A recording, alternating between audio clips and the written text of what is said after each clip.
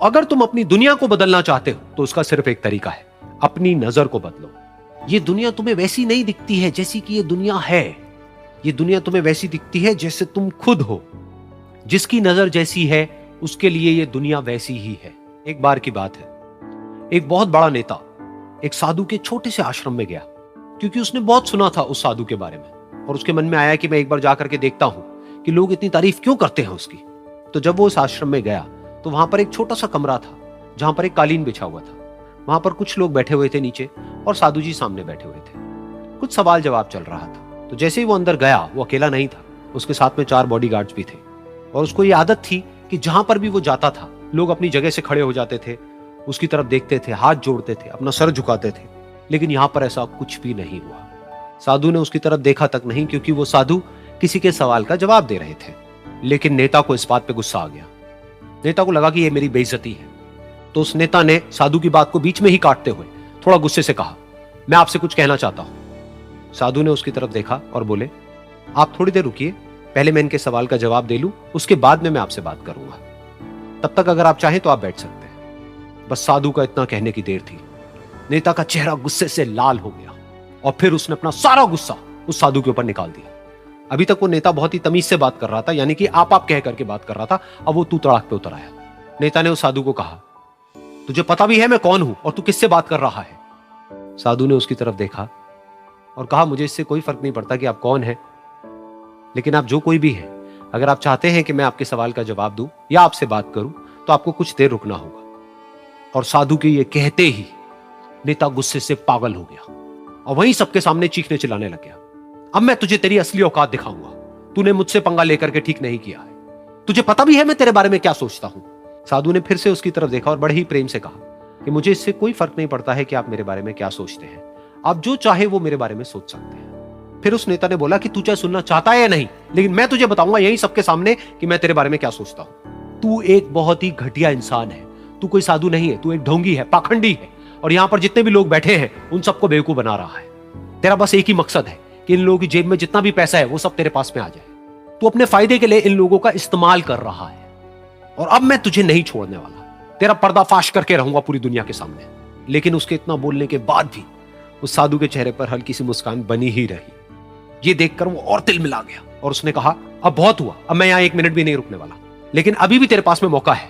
अगर मुझसे माफी मांगनी है या मुझसे कुछ कहना है तो कह सकता है। इतना सब होने के बाद भी साधु बिल्कुल शांत था और उनके चेहरे पर एक मुस्कान थी। उन्होंने अपनी आंखें बंद कर ली। फिर साधु ने अपनी आंखें खोली, हाथ जोड़े और कहा कि मुझे आपसे कोई गिला शिकवा नहीं है। मेरे मन में आपके लिए कोई भी गलत ख्याल नहीं है। जो भी आपने मेरे बारे में कहा वो आपकी अपनी सोच थी, तो मुझे आप में कोई भी बुराई नजर नहीं आती है। मुझे आप एक बहुत ही भले इंसान लगते हैं। और साधु के इतना कहते ही नेताजी का दिमाग 7वें आसमान पर पहुंच गया। उनके चेहरे पर एक अजीब सी खुशी थी, क्योंकि उस साधु ने वो ही कहा जो बाकी सब लोग उस नेता को कहते हैं। और वो खुशी खुशी उस आश्रम से अपने घर की तरफ चला गया और जा करके अपने पिताजी के साथ में बैठ गया। उसके पिताजी की आंखें बंद थी और वो ध्यान में थे। पूरी जिंदगी उन्होंने सिर्फ लोगों की सेवा करी और बदले में कुछ भी एक्सपेक्ट नहीं किया। तो थोड़ी देर बाद जब उन्होंने अपनी आंखें खोली और देखा अपने बेटे को अपने साथ बैठे हुए, तो उनके बेटे के चेहरे पर आज एक अजीब सी खुशी थी जो आज से पहले उन्होंने कभी नहीं देखी थी। फिर उसने एक एक करके सब कुछ बताया कि आज क्या हुआ, किस तरह से वो आश्रम गया, वहां पर क्या हुआ, उसने क्या कहा, उन्होंने क्या कहा। तो जब इसके पिताजी ने पूरी बात सुनी तो थोड़ा सा मुस्कुराए और अपने बेटे को देख करके बोले कि उन्होंने तुम्हारी तारीफ नहीं करी है, क्योंकि उन्होंने वो नहीं कहा कि जो तुम हो, उन्होंने वो कहा कि जो वो खुद है। और तुमने जो भी कुछ उनको कहा वो नहीं कहा कि जो वो है, बल्कि तुमने वो कहा जो तुम खुद हो। यही बात वेदों में भी कही गई है, यथा दृष्टि तथा सृष्टि। ये दुनिया तुम्हें वैसी नहीं दिखती है जैसी कि ये दुनिया है।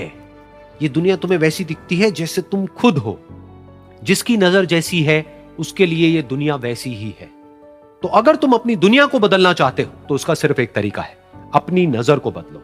इस दुनिया में बहुत सी भाषाएं बोली जाती है। इन सारी भाषाओं में सबसे मीठी भाषा होती है मतलब की भाषा।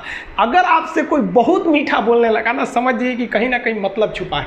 मतलब की भाषा बहुत होगी यहाँ पे। लेकिन ये ज़ुबान जो है ना आजकल बहुत खतरनाक हो गया। कभी कभी देखते होंगे कुछ लोग आपके गलत बात का भी जवाब नहीं दे पाते हैं। तो जवाब देने भाई साहब सबको आता है, बीच में माँ बाप का संस्कार चला आता है। और संस्कार बहुत चीज़ होती है, संस्कार यदि आपके अंदर है तो सब कुछ हारने के बाद भी आप जीत सकते हैं। और अगर संस्कार की जगह अहंकार आ गया ना तो जीता हुआ भी चीज़ों को हार सकते हैं।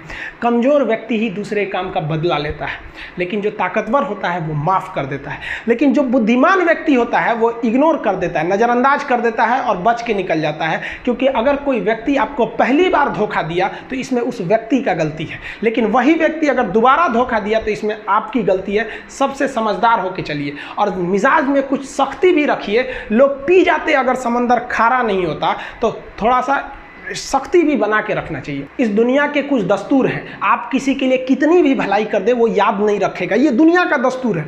और आपकी गलती को कोई भूलेगा भी नहीं, इसे आप बुरा नहीं मानिए, ये दुनिया का दस्तूर है, इसे आप चेंज नहीं कर सकते। जैसे सूरज पूरब से निकलता है वैसे ही ये चीज़ें होंगी।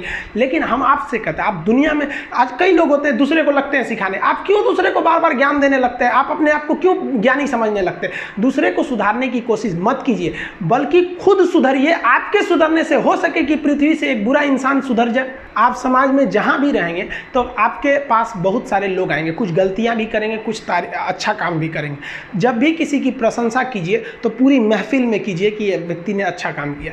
लेकिन अगर किसी की शिकायत या उसकी आलोचना करना है, उसे डांटना है तो उसे अकेले में समझाइए। और डांटने के बाद उसमें इस तरह से कर दीजिए, उसमें प्रशंसा मिला दीजिए। कोई गलती कर दिया, मान लीजिए आपका छोटा भाई नहीं पढ़ाई किया, गलत कम नंबर लाया, तो उसे डांटिए कि, लेकिन अकेले में डांटिए कि इतना कम नंबर क्यों लाया। फिर उसे उसी में एक पॉजिटिवनेस जोड़ दीजिए, तुम्हारे में इतना मेहनत है, हम इसलिए डांट रहे हैं कि तुम कर सकते थे लेकिन क्यों नहीं किए। मतलब आप केवल इसे निगेटिव मत बोलते रहिए। और किसी भी रिश्ते को अगर बिगाड़ना है ना, चाहे कितना भी गहरा रिश्ता क्यों ना हो, उसकी कमियों को डेली कोंचते रहिए। तुम ये किया, तुम ये किया, तुम ये किया। यार दुनिया का कोई रिश्ता चौपट हो जाएगा, गलतियाँ सबसे हो जाती हैं, लेकिन दोबारा गलती नहीं होना चाहिए। जब भी किसी की आलोचना करिए तो उसमें एक छोटी सी प्रशंसा जोड़कर ही उस आलोचना को खत्म कीजिए कि शुरुआत तो डांटने से किए थे, बाद में उसका हौसला बढ़ा के हंसी मजाक में उसे निकाल दीजिए। बीच बीच में उसे फिर एहसास दिलाइए, लेकिन बार बार कमियों को नहीं गिनाना।